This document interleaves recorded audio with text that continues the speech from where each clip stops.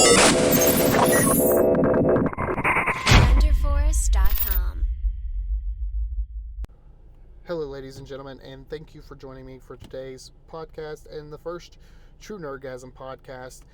Today, I want to discuss Wrestlemania. Okay, now in 2020, this coronavirus has shut down a lot of these pro wrestling companies and made it to where they've had to do their shows with no audience. Now, I don't know about you, but to me, it makes it feel a little lacking. And with that, it's stretching through April, and they're having to go probably into May. And I know I'm giving my predictions today on WrestleMania and their matches for the simple fact that I may not get a chance to before spoilers come out. And that's due to the fact that they're actually pre-recording a couple Raws, couple SmackDowns, NXT, and WrestleMania before we even get close to it. Now, we're still a little over a week away, but that's at least 4 or 5, 6 shows that they're pre-recording. And I don't even know how they're going to do the Hall of Fame induction, seeing as you can't have more than 10 people in a room. And that's going to make the Hall of Fame induction seem like it's lacking too compared to previous years. So, I want to know, you're in the comments wherever you're listening to this at. I want you to tell me how you think this is going to go and how it's going to affect the overall product. And I myself believe that the aftershock of it may cause these companies to lose viewers, and that's going to hurt it. Now, granted, you know that WWE is going to be okay because they're a billion-dollar corporation. Other companies such as like New Japan and stuff like that aren't that big yet, so I don't know if it's actually going to hurt them or not. So anyways, let's go into this and discuss a couple matches from this upcoming WrestleMania. And these are just going to be a few predictions, and I'm also going to give a bold prediction for after I give my prediction of certain matches. Now, let's start with the elephant in the room when it comes to Roman Reigns versus Goldberg. Now, everyone, including myself, probably feels like Roman Reigns is going to win because they have continuously shoved his character down our throats. And it's not that I have anything against him or anything like that. I just do not like him as an in-ring performer. Now, granted, I feel like he could be better, but until they give us that, I don't feel like he should be main event material in my eyes. And part of that is because he's like another Cena. Now, granted, Cena was able to carry the company for years, but there's very minimal moves. But, you know, you're putting him in the ring with Goldberg, who is also very minimal moveset. And that's pretty much asking for trouble and asking for fans to hate you. Now, I've seen the backlash from this in the comment sections on WWE's Facebook page and stuff like that, and I've seen people talk about it, and I know other people feel the same way. Now, my prediction for this match is going to be that Roman Reigns wins. The bold prediction for this match should not be more than 3 minutes because of the way their movesets are, but I feel like this is going to be a 10-minute match, and it's going to be terrible. I think this match will probably be the worst match of the whole 2-night WrestleMania. That's sad because Goldberg used to be one of those big money draws. And granted, he probably still is going to draw in money, but the simple fact, you're also putting him in another terrible match for WrestleMania. If you happen to remember the whole Brock Lesnar-Goldberg fiasco from several years ago. Now, let's move on to another match. We've got Elias versus Baron Corbin. Now, this one I won't spend too much time on, but if you're like me, you're going to love the Elias character. And his character, I feel like, is over with the fan base. And I myself would enjoy seeing him win. But with the way the company has continuously pushed Baron Corbin, I couldn't put it past them to say that they're actually going to let Baron Corbin win. But I still think Elias will win. Now, bold prediction is this match could be really good because both people have the potential to be one of the best mid-card, low-card performers that the company has. Now, I may catch flack about that by Baron Corbin, but if you actually look, he can perform in the ring when given somebody that he can compete with. Now, granted, the matches with him and Roman Reigns were terrible, in my opinion. You may have liked them. I did not. But this match could be pretty good. Looking down here, we have, of course, Undertaker versus AJ Styles. Now, this match and this whole setup has been fantastic. I am loving the way that they are building this with the reality in there, him calling Undertaker Mark, and everything. Everything about this could be perfect. Now, I know what you're thinking. Undertaker should retire. You know, we hear it all the time. You see it all the time in comment sections. And it's not that he should retire, but I think if he's going to retire, he should retire on one of the best matches of his career. And I think AJ Styles could carry this match enough to be able to show and give one of the best performances that we have seen from Undertaker in the past few years. And my bold prediction of this is this could be a way that Undertaker can win, have a great match, but I think he can still put AJ Styles over in lots of ways during this match. Just the way they go about it is how you're going to be able to see if they can do this or not. So my prediction for this match is Undertaker will win, but AJ Styles will be the one that benefits the most from this match.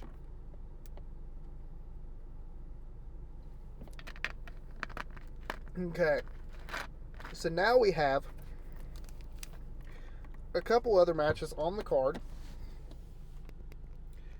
Aleister Black versus Bobby Lashley. Now, I am not a fan of Lashley. I am not. I haven't been for several years now. The man has the size, he has the athleticism, he has the ability to be a great in-ring performer, but the way that they have pushed his character, like the direction they have pushed this character, has been very terrible. And I didn't like the whole thing with Rusev. I thought that was way too long and drawn out for minimal payoff. We didn't get nothing. Nothing from it. There was no great matches, no 5-star matches. But I do feel like he could give us a match that is 5 stars, or at least 4 stars minimal. And I think with Aleister Black, he could do that, but it's still, my bold prediction is this is still going to be a very, I would say a mid-match, okay? Not great, not terrible. And I see Aleister Black coming out on top. Other matches include the Baileys, Sasha Banks, Tamina, Dana Brooke, all those matches. Of course, if I'm not mistaken, I've seen where Dana Brooke won't be there. Maybe, maybe not. In my opinion, I see Bayley coming out on top, and if she doesn't come out on top, it's going to be Sasha. For the simple fact that they have continuously pushed these two people over and over and over again. Now, granted, everyone probably wants some new noise, so my bold prediction is they will put the title on someone random if that's the way they want to go, and if they want to do something for the fans. That's my prediction for that match. Now, Kevin Owens versus Seth Rollins. This match has the potential to be one of the best matches of the night, for the simple fact that both people are probably two of my favorite performers at this moment, and for the simple fact that I've always been a fan of Seth Rollins. Now, this is going to be the chance that, are they going to give Kevin Owens his retribution in the weeks and months leading up to this, where he has been tortured by the Monday Night Messiah and his little goons? Or will they continue to let Seth Rollins run the show on Monday nights? My prediction is that Kevin Owens will have his WrestleMania moment and beat Seth Rollins that evening. Now, bold prediction could be that they would let Seth Rollins continue this, if you wanted to vote that way. I think they'll finally let Kevin Owens have his moment during all this tribulation that he's been going through with this group. On to the next match. We have Randy Orton versus Edge. Now, in my opinion, this will be the second best match of the night. Second best. I'll get to the best later. Okay. In my opinion, this match has the potential not only to bring us nostalgia, because for the Ruthless Aggression era, okay, we had Edge and Randy Orton always up there. We had John Cena, all of them. It was always fun. And now we get to see that again. And Edge's first singles match in years, almost a decade. So I think Edge will win to give him that returning match. But I do think that if Randy Orton and Edge go about this the right way, it could be the second, at most third best match of the night. Now, I could be wrong.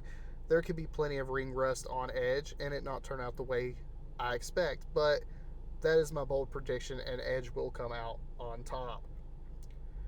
Moving on, we have Rhea Ripley versus Charlotte Flair. Woo! Now, I don't know about you, but I am so tired of Charlotte Flair being in the main event.